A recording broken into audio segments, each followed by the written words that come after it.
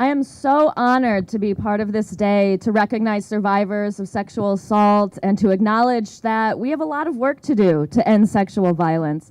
But I believe we can do it, and we have an opportunity today to connect with our legislators and demand the sexual assault legislation that we desperately need.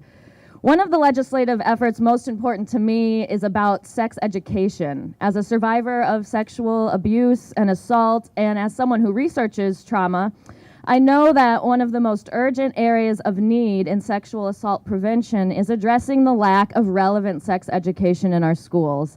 This is a legislative issue. Amending sex education policies can have a huge impact both on decreasing the prevalence of sexual assault and increasing the likelihood that victims will get the help and respect they deserve. I was raped when I was in high school, but myself and my peers had had no education on consent or on sexual assault, and I had no idea what to do afterwards. We were taught to say no to sex and that abstinence was the only way to stay safe. But we weren't taught what to do when our no's were ignored. I didn't even know that what had happened to me was a crime because it wasn't a stranger in the bushes with a knife.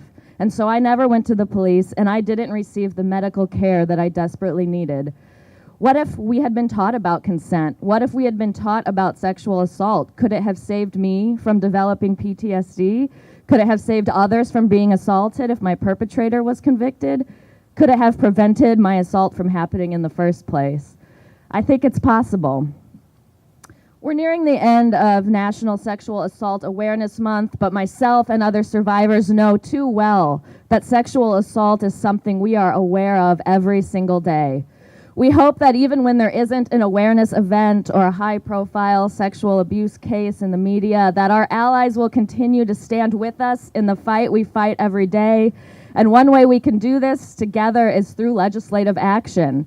Yes, sexual violence is a cultural issue and a social issue, and certain aspects of it can be addressed through grassroots organizing in our communities and through conversations in our homes. But this is also a public safety issue and a public health issue and a criminal justice issue, and it deserves the full attention of the legislature.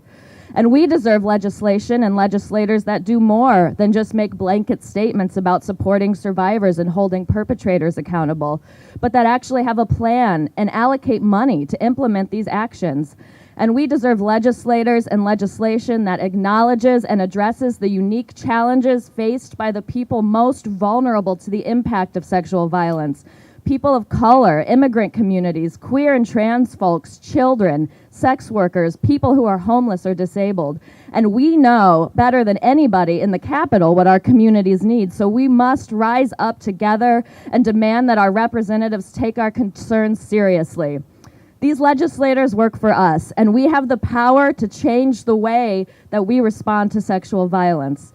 Lately, we've seen a whole lot of the wrong ways to support survivors and make our communities safe, so let's demand that we get it right now. Thank you.